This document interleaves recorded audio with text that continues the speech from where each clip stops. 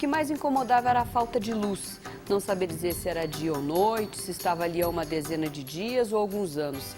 Essa ignorância doía mais do que as surras, a falta de dormir e a fome. Não saber algo tão ordinário era verdadeira tortura para estes.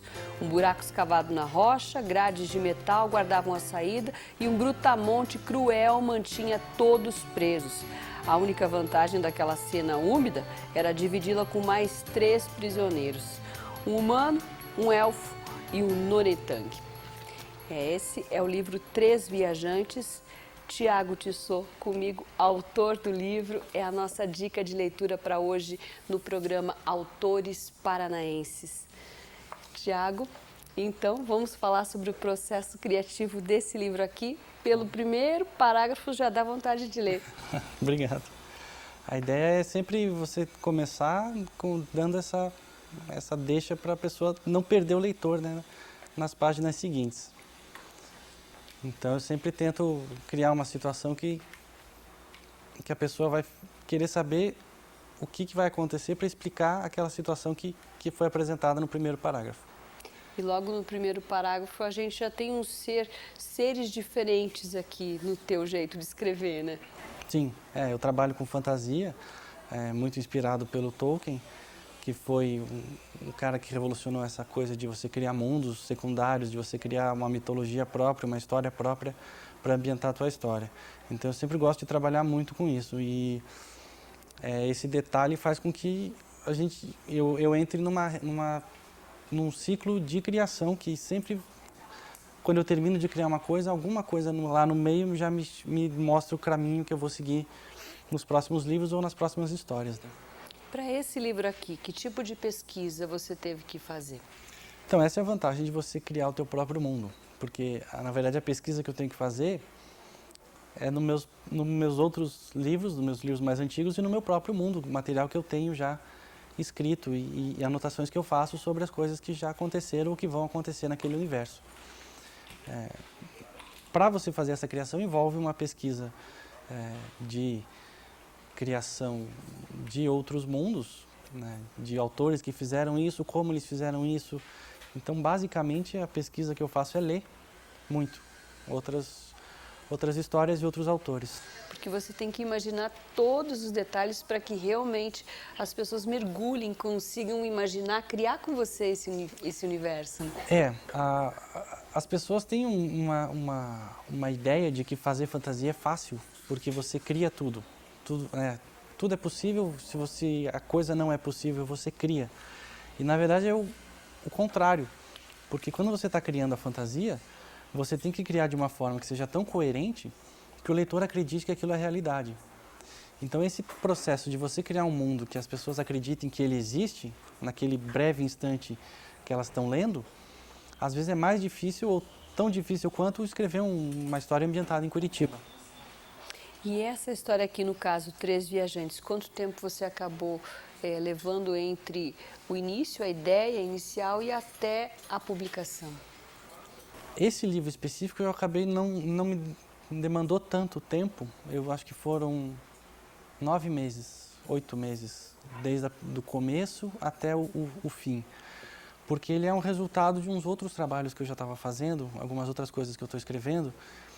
E durante o processo da escrita desses outros trabalhos me surgiu essa ideia. Na verdade, eu precisava saber como esses 3 viajantes se conheceram. Eu precisava saber em que momento da trajetória deles eles se conheceram.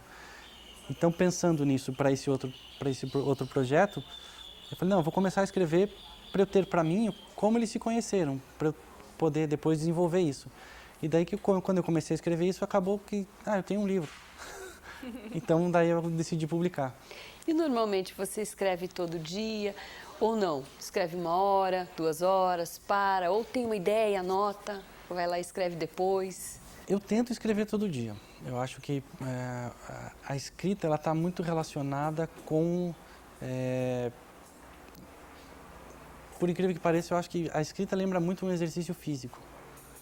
Se você treina todo dia, vai ficando mais fácil e você vai fazendo cada vez mais produtivo e você sofre menos para fazer.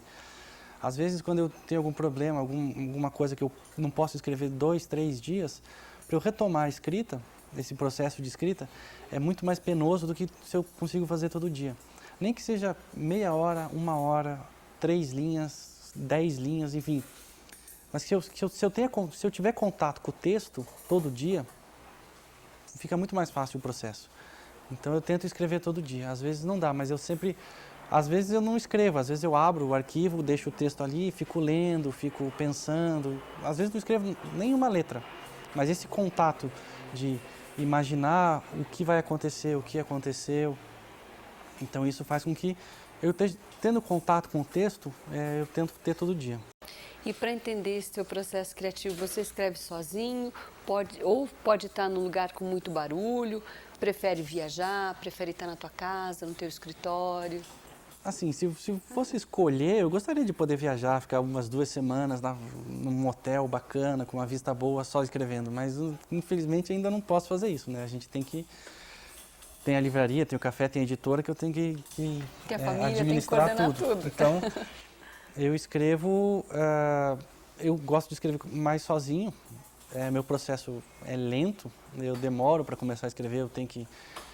Não chega a ser um ritual, mas eu tenho que sentar, tenho que abrir o texto, ficar olhando, daí eu pego um livro, dou uma olhada em algum livro, alguma coisa, daí levanto para pegar um café, um chá, daí volto, aí que eu vou começar a escrever. Então, é um processo que demanda tempo, assim, eu tenho que me ambientar bem, fazer todos esses passos para daí começar a escrever, e acaba sendo que sozinho é mais fácil, porque não tem tanta interrupção, né?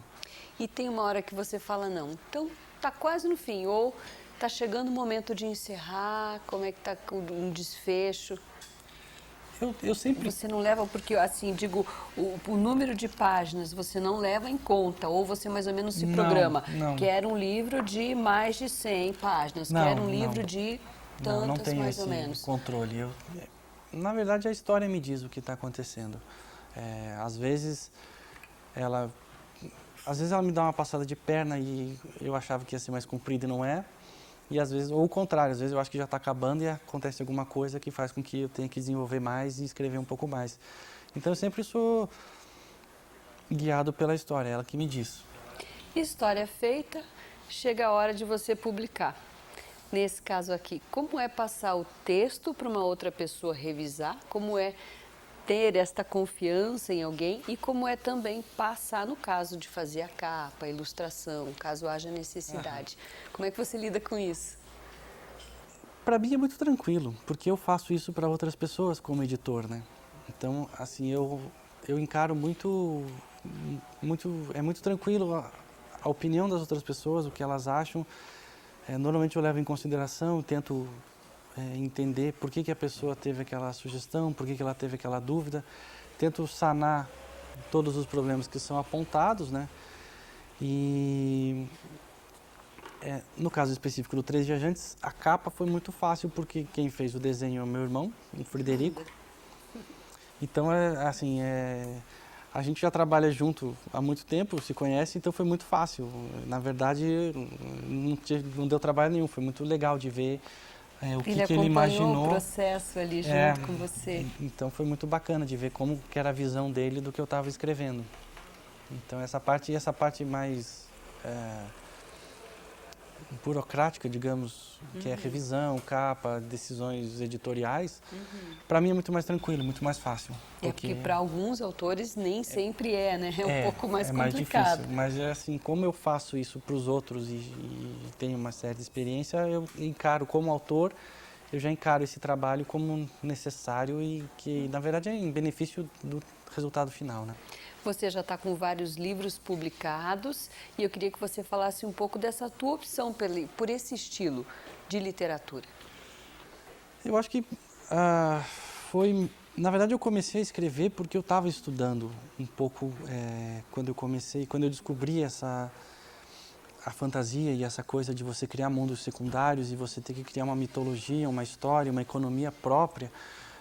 Eu comecei a estudar quem fazia isso, principalmente o Tolkien, que fazia isso muito bem. E à medida que eu fui estudando, eu fui escrevendo alguns textos para testar as minhas teorias. E desses textos acabaram surgindo minhas primeiras histórias, meus primeiros personagens. E daí eu me dei conta que, pô, eu gosto de escrever isso, eu acho que é uma coisa que eu me divirto criando, esse processo criativo de você criar um mundo novo. Me atraiu muito e me chamou a atenção e foi isso que eu fui fazendo. À medida que eu fui,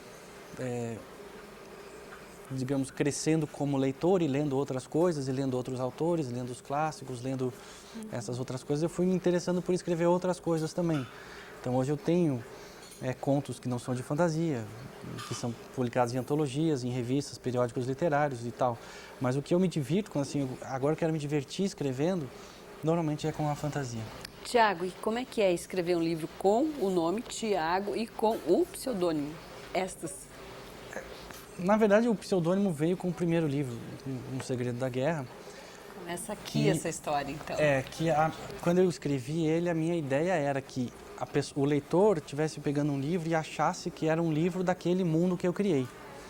Então, todas as referências nele são referências àquele mundo. Então, quem escreve As Orelhas são personagens daquele mundo. Eu fiz uma dedicatória como se fossem personagens daquele universo.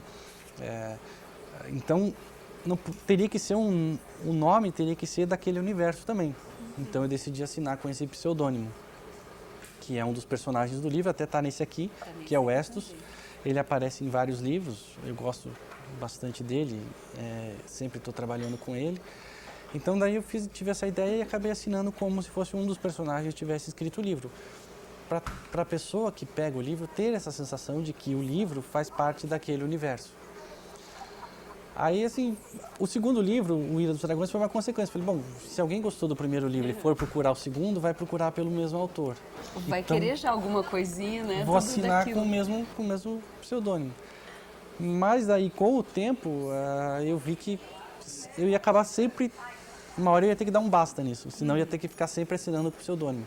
Aí no 3 Viajantes eu decidi, não, vou parar, vou assinar como Tiago e agora o pseudônimo agora fica para trás, não vou usar mais.